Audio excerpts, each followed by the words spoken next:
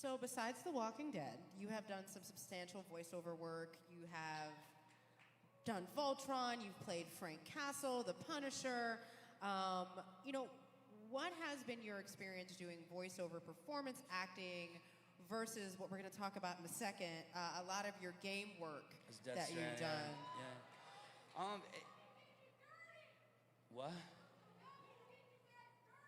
Getting me dirty? What are you talking about? What's wrong with you? Yeah. Oh, that's a Kojima thing. I never met him. I never met the Konami people. But Hideo's a genius. I mean, he's like another level guy. Yeah. Yeah. He's like, it's funny because Guillermo del Toro called me and he goes, I'm going to introduce you to this guy, just say yes. And I'm like, what are you talking about? He's like, just say yes. And I'm like, are you sure? And Guillermo gave me my SAG card. He gave me my very first acting job. So you trust? I have a soft spot for him, for Guillermo. But yeah, he's a genius too. And I can see why those two guys are friends, But the Hideo thing, there's there's certain directors that see a certain scene a certain way. And if you try to add to it, they like short circuit. They're like, Hideo doesn't do that. He's like, yes, and then let's add this. And you're like, yes, and let's add that. And he's like, yes, and add this on top of that. Like, he's cool. He doesn't freak out. His mind is always going forward. And, it took me 3 years and over 100 sessions of wearing that little blue leotard outfit with all those little balls on me, and you're covered in Velcro, so you're like sticking to everything, and then I'm dancing around with like Mads Mikkelsen and Lea Seydoux, and we have these helmet things and they're banging into each other and all this stuff. But I would do stuff with Hideo, like I'd take a drink of water and I'd like wipe it on my sleeve and he'd go, do it again, and roll camera. And I'm like, what is he doing? And then, or I'd scratch my head and he'd go, do that again, but on camera. And I'm talking to him and he goes, I was like, so everyone's gonna play me in the game? And he goes, no, they will be you. And so he has all these little Norman things that Norman does as the character in the game, because he wants you to really feel connected to a character. He doesn't want like just a regular character. He wants you to be emotionally involved in the character. And that's kind of the setup of the game. It's not a kill 'em all game. It's a bring people together game. He's a visionary. How does it feel to literally, because that's very true, because in motion capture, like, it is your face, it is your body, it's your movements, it is your facial expressions. You are literally transposed into a game. Yeah. How does that feel to know that millions of people are going to be playing basically Norman Reedus in a game with a baby strapped on front of you? Yeah.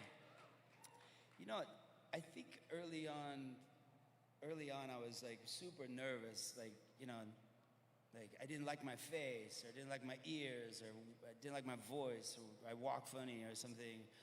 And I think Walking Dead being such a phenomenon, and I'm out there so much, like I just kind of gave up.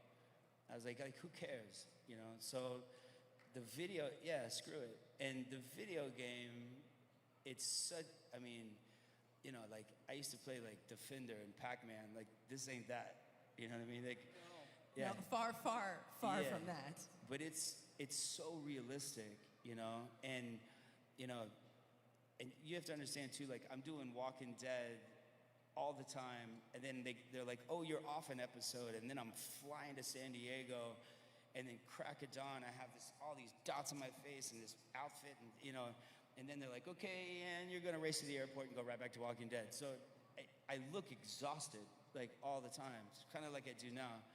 But if you worry about it, yeah, right. But if you worry about all that stuff, you're not given an honest performance, Like I remember, what do you call those, GIFs or GIFs or whatever? And I stabbed Merle in the face, and I'm like bawling like a baby, And then all of a sudden, like, my cry face is everywhere. And I'm like, what the hell, right?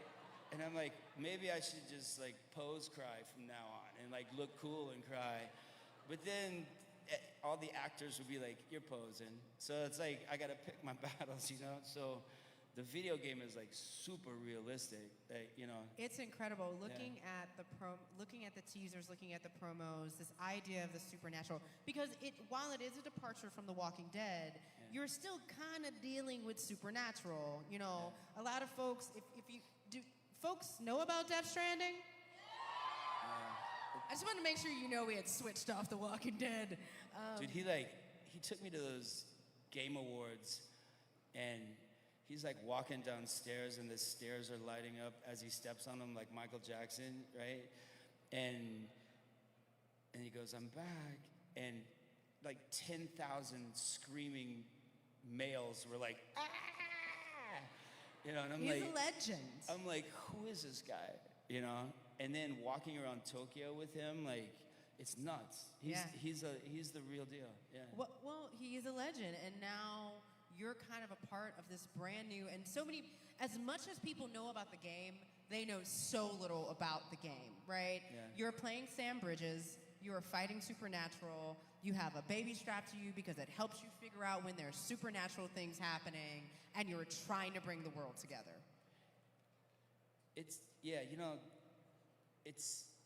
in a world that's much like today's world, and the idea of touch is kind of something that character can't deal with. And that the baby is a tool. I can see things with the baby, and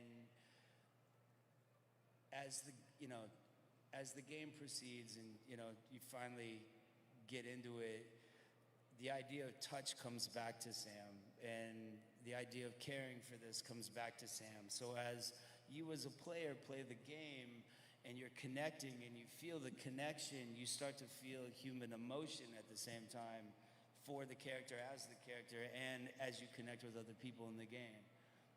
It's a different kind of concept. It's very bold. Yeah. What are you most looking forward to fans experiencing in the game? You're just gonna get lost in this world. It's first off, the graphics are crazy. It's like mind-blowing graphics, but you get emotion. You know that singer Grimes? You know Grimes? Yeah, she's like super smart, right? And Hideo, while we were doing the game, would have all these superstars come just to shake his hand and hang out, and like rock star status. And Grimes I was talking to her about, why she was so into games like this, and she says, well, I read a lot, and it's the combination of being submersed in a game world, but with the story of a really good novel. So it's not a plug in and just blow everybody away and try to get the biggest score. It's like it's an experience, Yeah, I think that's the thing that so many folks, and honestly, from the folks I've talked to, are looking forward to the game, because there is so much of an in-depth story that folks will get. 2 more questions. Hit me. Do you feel like there are similarities between Sam Bridges and Daryl Dixon? And Daryl? No. Other than it's my face. But not at all. Maybe season 10 Daryl more than season 9 and down. There's a reluctancy. There's like an anti-hero type thing about him. So there is that. But yeah, maybe. Yeah, there probably is. Yeah, I take it all back. Yes. Yes. You have made a beautiful career out of being an anti-hero that also establishes this very strong sense of loyalty and sticking to what is right.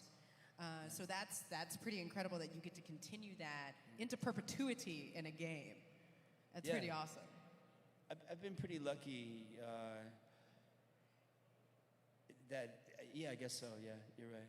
Yeah. I guess you say that. Yeah. He's saving all the energy for autographs and photos, y'all. Last question. Yeah. Is there anything else coming around the horizon that folks should be looking out for from you besides, obviously, artwork up in museums and in studios around the world? Yeah, I'm working on another book right now. Yeah, thanks. I have a show in Paris coming up. Yeah, a big show in Paris. Yeah, I got like 20,000 things happening right now. But I hope you're excited for The Walking Dead because this season's freaking crazy. Like, I mean, it's so good this season, and there are things that are going to happen this season that are like mind-blowing, and the sets are huge, and it's just nuts. Like, everybody on our crew who have been there for 10 years are freaking out over this season, and they're kind of hard to phase because they're there every single day, but it's nuts. This season's a whole brand new thing. I think Angela Kang is doing a great job as the showrunner this season, yeah. If you could sum this season up in one word, what would it be? Oh my God, combustible. How's that word? Combustible? Yeah, the whole thing's flammable. Yeah. Well, we did start off with a fire in the first episode, so boom. Just wait, it gets really crazy. All right, well, thank you so much. Get another round of applause for Norman Reedus! Well, thank you. Thanks for putting up with me. Nice to see everyone. So y'all all know how this works. We're gonna get a picture with all of you, so if you could all please stand up for me. What? What are we doing?